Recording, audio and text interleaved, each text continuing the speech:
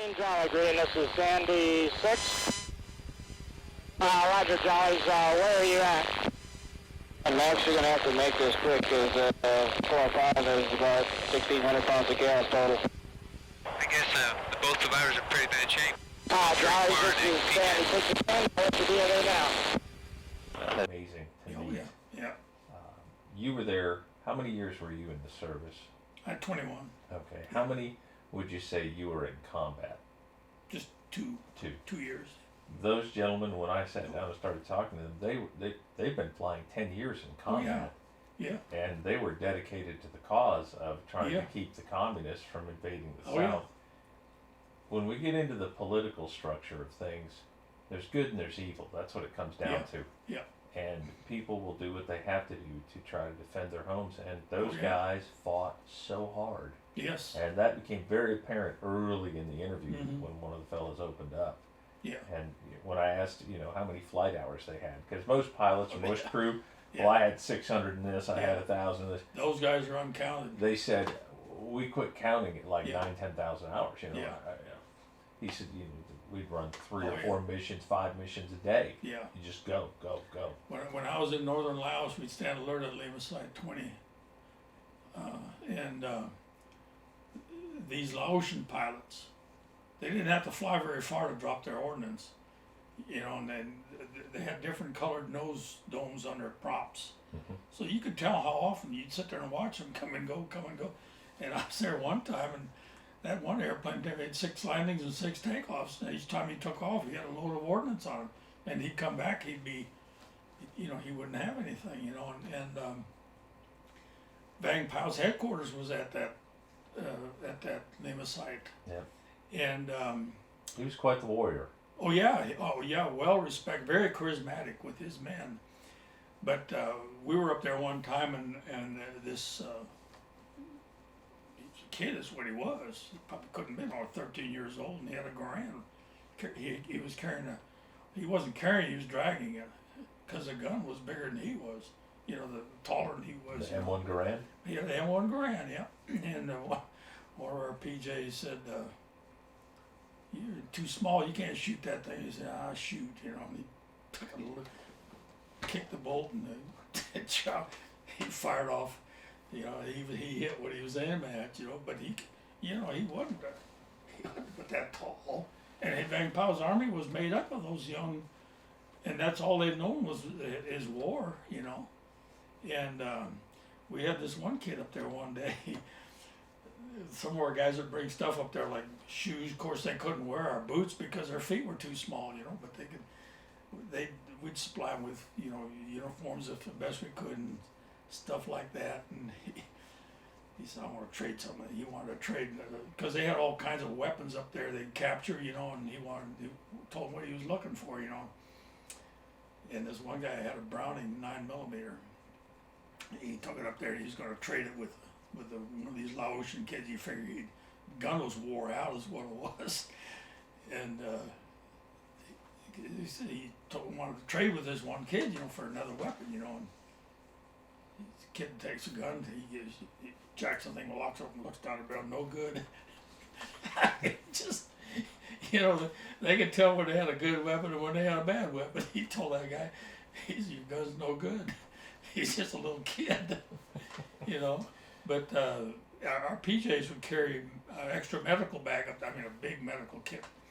And they would treat some of these Hmong boys, these young kids.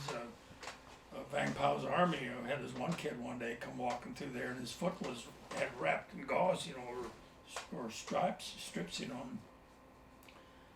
And we had a stretcher on the helicopter. They brought him in there and cleaned it, unwound the wound, and it was all infected and that, and because the kid had been walking on it, and so they cleaned it up as best they could and tried to suture it up to where he could, be able to get the thing taped up and where it would heal, but yeah, some of these young kids, that's all they ever knew was war,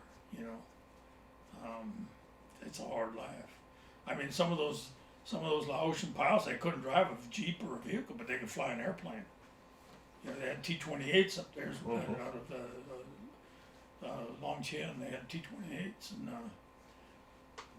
it was day after day after day, especially during the dry season. Towards the end, they were trying to get them set up with the Plattus Porters, Yeah. and they were going to be using those, but that was right down there at Oh, yeah. 72, 73 when everything was starting to unravel. Yeah, yeah. Yeah, and it's you know, Laos is a beautiful country.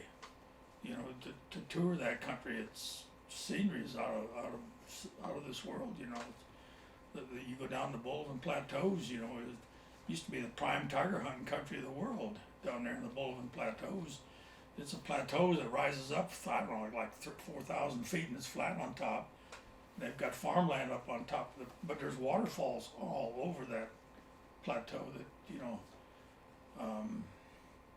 yeah, it's, and gold, you know, at that time, our guys could go up to Vientiane, Laos and get you a big old heavy duty bracelet made bigger than this watch here of solid gold, you know, and a lot of the guys had the bot chains, what they call them, bot chains, or there was nothing but, you know, real solid gold. And they would use those for just decoration. Yeah, There was an A1 pilot that I interviewed recently, and he had this really nice bracelet. yeah, And he said, you know, if you get shot down, Oh, this yeah. was part of my E&E plan was I can't give a guy $100 No. cash. mm-mm. He said I was going to trade him the gold. He said Gold. he knew that the North Vietnamese Yeah. and the Laotians loved Oh yeah, gold, yeah, and that was his part of his plan was to wear that. And, yeah, you know. yeah. And then somebody said, well, what if they just shoot you and take it? And he said, huh, I didn't think about that. So he had an inscription made on the back that said, if I'm laying here dead and cold and you're stealing this off my body, and well, then it cussed the guy out. Yeah. That was his thing. He was like, well, if you're going to steal it, you know, Yeah. that's what it's going to be. When I got over there, one of the things they did was you had to fill out this questionnaire, and it's questions that only you knew the answers to. And that was used for in case you got shot down. They would authenticate you with those questions. You had to give them the right answers, and then you had a blood chip, which had several different languages of the area you were flying over in Laos, because there's I don't know how many different languages were over there, but there was a promise of gold for your safe return. And then they took fingernail clippings and hair samples, and they put it in your file, you know, determine DNA. well, DNA. They didn't have the DNA at that time, but they could use that hair and the fingernail clippings to help identify, you know, you as a. Because if you get burned up in an aircraft crash, why, you know, your fingernails and, you know, but they would. We had to turn those blood chits in. You weren't allowed to keep them. They had a serial number on the very bottom. Really? Yeah. Yep. They were controlled at them. Huh. Yeah. I had not heard of the blood chits. Oh yeah. Well, they had them in World War II. You know, pilots carried them in World War II over in the South Pacific or in the jungle. You know, China and that. It's just a piece of silk about that high and about yay wide. And it said, you know, I'm an American fighter. You know, return my safe return, promise of this much gold or whatever, you know. And but it was in several different languages. Yeah, that's different world over there at that time. Because first time I landed at Longchenn, it was like stepping back in history, 70 years. You know, the things were so primitive, and you know, it reminded me of Steve Canyon. You know, with his environment, you know, Steve Canyon kind of environment there. You know, when you flew into Longchenn, there's a ridge line on the north, and there's a ridge line on the south, and you had these big karst rock formations out in front of you. You know, and but they landed C-130s there. And the runway wasn't level. It came in like this and it went uphill a little bit, came up and went up like that. You know, it was about as level as they could make it, you know. At that time, yeah. Yeah. I looked over yonder and what did I see?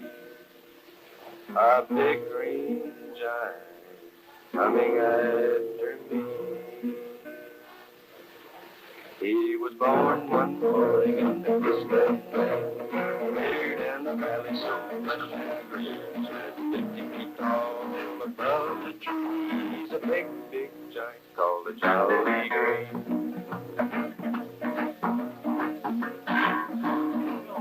He could cover a mile in a single stride, towering high in all of his pride. He came swiftly through the jungle of steam to answer the call for the Jolly Green. He would answer a call during day or night, never fearing the enemy's might. Through shell and fire, he'd wade right through to complete the task he was asked to do.